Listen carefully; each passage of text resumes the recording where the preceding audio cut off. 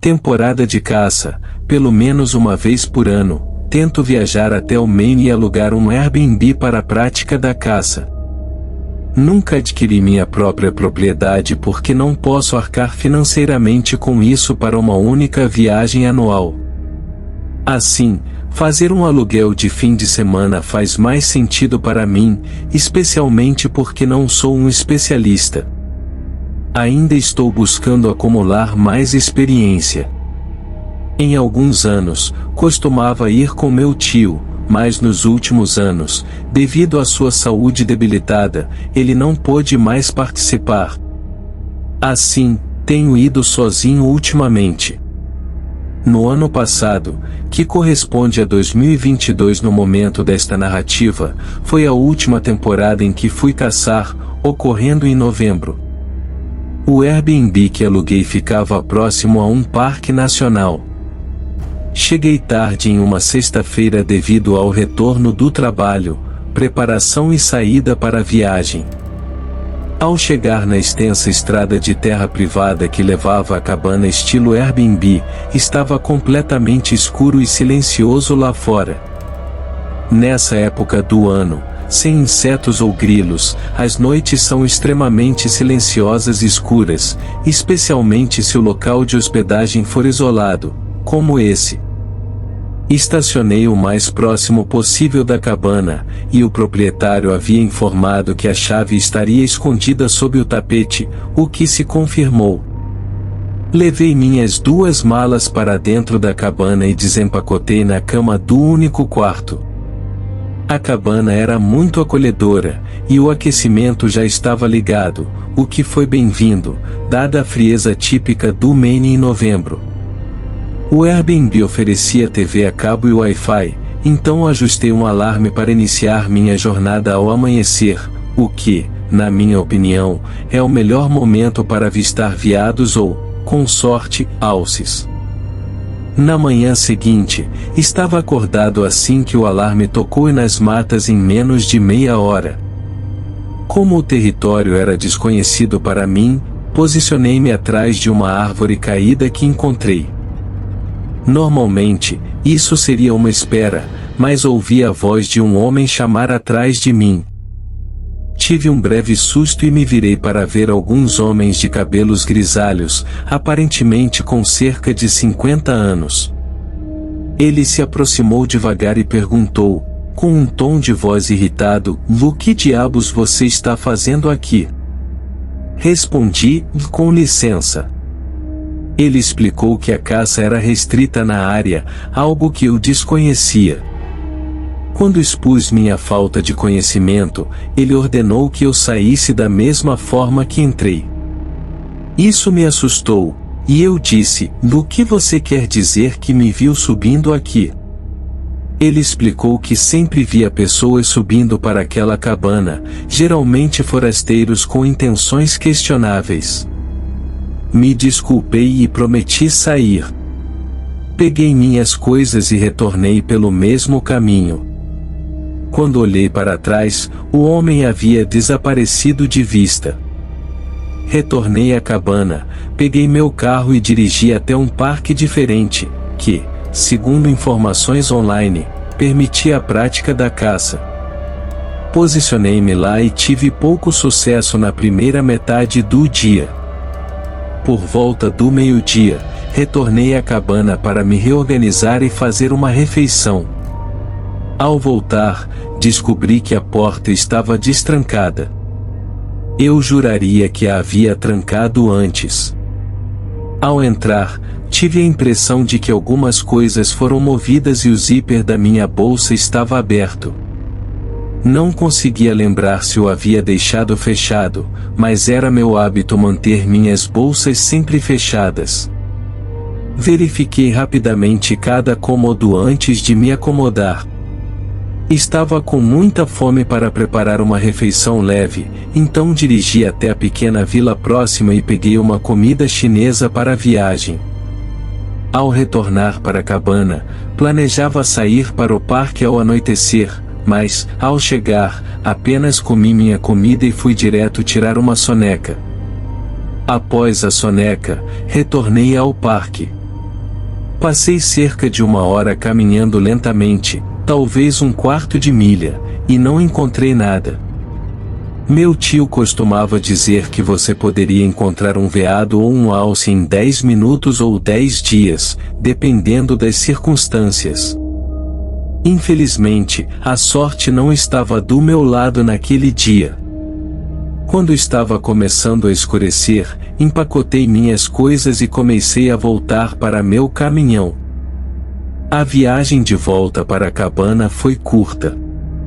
Preparei o jantar enquanto assistia a um filme antigo em preto e branco.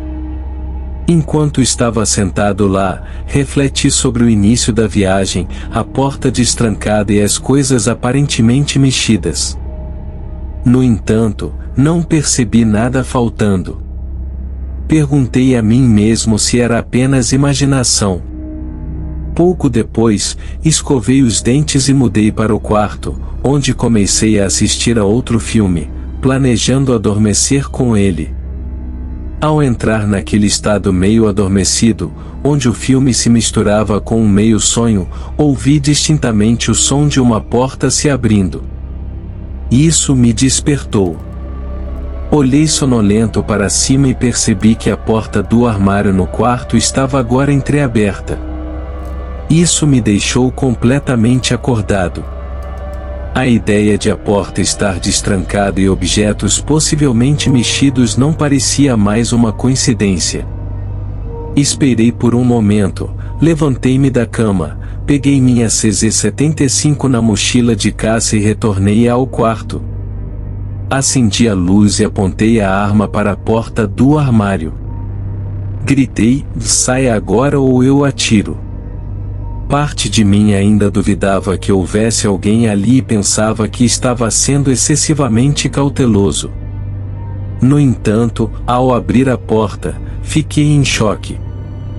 O homem mais velho do episódio anterior saiu, sua expressão zangada, transformando-se em um sorriso grotesco, com um dente da frente faltando. Ele disse: "Você me pegou." Eu disse: "Não se mova." Peguei meu celular e liguei para o 911. Felizmente, eu tinha sinal. O departamento do xerife foi notificado, e eu informei que estava armado, mantendo o intruso sob mira. Foi uma espera longa antes que os deputados do xerife chegassem. Durante esse tempo, o homem reclamou sobre a falta de respeito de pessoas como eu pelos parques. Eu não entendia, mas não o confrontei. Continuava pedindo para ele ficar calado. Quando os deputados chegaram, efetuaram a prisão por invasão e possível roubo, embora eu duvidasse que algo tivesse sido roubado de mim. O homem afirmou que a porta estava apenas destrancada, mas o anfitrião do Airbnb contradisse, afirmando que não havia outras chaves escondidas e que eu certamente deixará a porta destrancada. Ele parecia mais preocupado com possíveis roubos do que com minha segurança, culpando-me em vez de oferecer desculpas pela experiência. Mesmo após obter o nome do homem, o anfitrião não tinha ideia de quem ele era. Ainda assim, mantenho minha convicção de que não deixei a porta destrancada, e agradeço por estar em uma viagem de caça, armado para neutralizar rapidamente a ameaça. História 2. Quando essa história aconteceu, eu tinha 14 anos. Era meu primeiro ano caçando veados com minha família, incluindo meu pai e meu primo. Para contextualizar, minha cabana ficava a 2 milhas ao sul da do meu pai, que, por sua vez, estava a 9 milhas a sudoeste do meu acampamento. Utilizamos um quadriciclo para chegar a cerca de 100 jardas do ponto do meu pai, o que me deixou com uma boa caminhada até o meu acampamento. Eu moro no norte de Michigan, onde durante o inverno anoitece rapidamente. Era por volta das 16 horas quando comecei a sentir frio e decidi fechar minha barraca. Estava armado com um rifle 243, com uma capa de camuflagem rosa e uma alça para pendurá-lo nas costas. Fechei o zíper da barraca e coloquei meu lixo em um balde. Enquanto o jogava fora, ouvi algumas folhas se movendo. Imediatamente, virei a cabeça para ver se era um veado. Depois de cerca de 1 minuto, desisti e pensei que poderia ter sido um esquilo ou pássaro. Desapontado, fechei minha barraca e fui em direção à do meu pai. Ao dar os primeiros passos para fora da minha barraca, notei um caminho recém-criado nas folhas. Era largo, não de um animal pequeno ou veado. Comecei a pensar em um urso ou lobo, então acelerei em direção ao meu pai, ainda a cerca de 1 milha de distância. Conforme escurecia mais, comecei a entrar em pânico e ainda estava longe. Apenas caminhava quando fui interrompido por um dos sons mais assustadores e horrendos que já ouvi. A melhor descrição seria um misto de urso com o grito agonizante de um homem. Fiquei congelado por um momento, tentando processar o estranho som. Meu coração batia rápido, e a adrenalina corria em minhas veias. Não sabia o que estava acontecendo, mas sabia que não era algo comum na floresta. Decidi acelerar em direção à cabana do meu pai. O som assustador ainda ecoava em minha mente, mas agora parecia mais distante. Continuei caminhando rapidamente, tentando chegar à segurança o mais rápido possível. Quando finalmente cheguei à cabana do meu pai, bati na porta com força. Ele abriu rapidamente, percebendo minha expressão de pânico. Expliquei o que havia acontecido, mencionando o som aterrorizante. Meu pai, experiente em caça e vida selvagem, ficou preocupado. Ele pegou sua lanterna e seu rifle, e saímos juntos da cabana. O silêncio na floresta era opressor. Meu pai apontou a lanterna na direção de onde eu vinha, iluminando o caminho. Não encontramos nenhum sinal de animal ou qualquer coisa que pudesse explicar o som. Decidimos voltar à minha barraca para investigar. Ao caminhar, meu pai começou a fazer perguntas sobre o som. Ele queria saber se eu podia discernir algum detalhe, mas tudo o que consegui descrever foi a sensação de um urso misturado com um grito humano agonizante. Ao chegarmos à barraca, meu pai vasculhou os arredores com a lanterna. Foi então que ele notou algo estranho. Havia marcas no chão, como se algo pesado tivesse sido arrastado pela terra. Não eram marcas comuns de animais, e meu pai parecia perplexo. Ele sugeriu que ficássemos alertas durante a noite e, se o som ocorresse novamente, acordássemos meu primo e partíssemos imediatamente. O restante da noite foi passado em vigília, mas felizmente, não ouvimos mais nenhum som estranho. Na manhã seguinte, decidimos explorar a área ao redor da barraca com mais cuidado. Encontramos as marcas no chão novamente, mas desta vez havia algo mais. Pegadas humanas, misturadas com marcas de garras profundas. A descoberta nos deixou arrepiados.